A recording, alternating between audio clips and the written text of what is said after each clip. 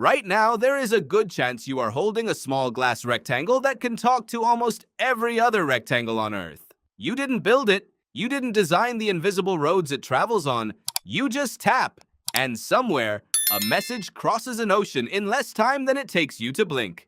You have been told a name for who did this, but the real answer is far stranger.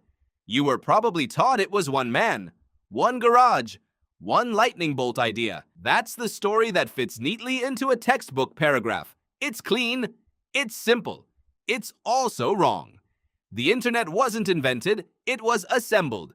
Piece by piece, argument by argument, failure by failure, across 3 decades, by people whose names you were never given. And the reason it exists at all traces back to a fear. A very specific, very Cold War kind of fear. It's 1960. Somewhere in a defense think tank, a researcher named Paul Baran is staring at a map of the American telephone network. Every call runs through a central switchboard. One line, one path, one point of failure. Baran's job is to imagine what happens if that single point gets destroyed, and his answer changes everything. He proposes something radical. Break every message into small pieces. Send each piece independently. Let it find its own way through a web of connected nodes, rerouting automatically if one path is blocked. No message travels as one whole thing anymore. It travels as fragments, scattering and reassembling like a flock of birds finding its way home through a storm. This idea has a name now. You've probably never said it out loud, but your phone uses it every second. It's called packet switching. Baran wasn't trying to build a global communication network for cat videos and group chats. He was trying to build something that couldn't be killed by a single strike. Survivability was the whole point. Connection was just the side effect. Here's what's strange. Nobody listened to him. Not at first. The telephone companies thought the idea was absurd. Why would you break a phone call into pieces?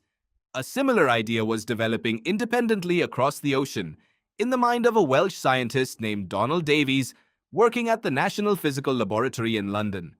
2 people, thousands of miles apart, arriving at the same fractured, rerouted, piece-by-piece solution. Neither knew the other existed. Why does that keep happening in the history of invention? Good ideas seem to arrive when the world is finally ready to receive them, not when a single genius decides to have them. Meanwhile, in Washington, a psychologist named J.C.R. Licklider was dreaming something even bigger. Licklider wasn't a computer engineer. He studied how the human mind processes information. And in 1962, he wrote a memo describing what he called the Intergalactic Computer Network. He imagined a future where computers around the world could talk to each other, where a person in one city could access programs and data sitting in a machine thousands of miles away. People at the time thought this sounded like science fiction. Licklider became the first director of a small research office inside the Pentagon. That office had a name that still exists today, ARPA, the Advanced Research Projects Agency. And it's here, inside a military research budget nobody was watching closely, that the internet actually began to take physical shape. By 1969, 4 computers sat in 4 university labs, one at UCLA, one at Stanford, one at UC Santa Barbara, one at the University of Utah. On October 29th, a student at UCLA tried to send the word login to the Stanford machine. The system crashed after 2 letters. The first message ever sent across what would become the internet was, quite literally, LO. Not exactly poetic, but it worked. This network was called ARPANET, and for the next several years, it grew slowly, connecting more universities, more researchers, more machines that had never been designed to speak the same language.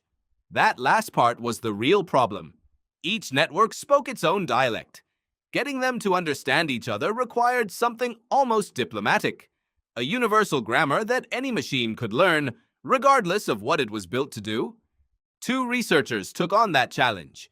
Vint Cerf and Bob Kahn spent years designing what became known as TCP/IP, a set of rules for how data gets broken apart, labeled, sent, and reassembled correctly on the other end. Think of it as a universal postal system. Every packet gets an address. Every address gets read the same way, no matter which network it started on or which network it ends on. On January 1st, 1983, every machine on ARPANET was required to switch to this new protocol. Historians sometimes call that date the Internet's real birthday. Not because something new was invented that day, but because something fractured finally became one thing. Notice what still hasn't happened yet. No web pages, no browsers, no websites. For nearly a decade after that shared protocol went live, the Internet existed mostly as plumbing. Pipes carrying data between research institutions, universities, and government labs. Ordinary people had no reason to touch it and no way to understand it if they did. That changed in 1989 when a British scientist working at CERN, the European Particle Physics Laboratory, got frustrated.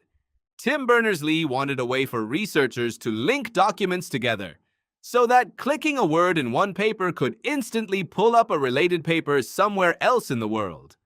He built 3 things almost single-handedly: a language for formatting documents, a system of addresses for finding them, and a way for computers to request and receive them. HTML, URLs, HTTP. Together, they became the World Wide Web. Here's the twist that tends to surprise people. The Internet and the web are not the same thing. The Internet is the network of connected pipes. The web is just one thing that travels through those pipes, built decades after the plumbing was already in place. You've probably used both words interchangeably your entire life without knowing they describe 2 completely different inventions, built by different people, for different reasons, decades apart. So who really invented the Internet? Was it Baran, sketching survivable networks in the shadow of nuclear war? Davies, arriving at the same answer alone in London?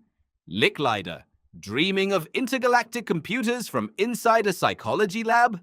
Cerf and Khan, writing the grammar that lets separate networks finally understand each other? Berners-Lee, building the web that finally gave ordinary people a reason to log on?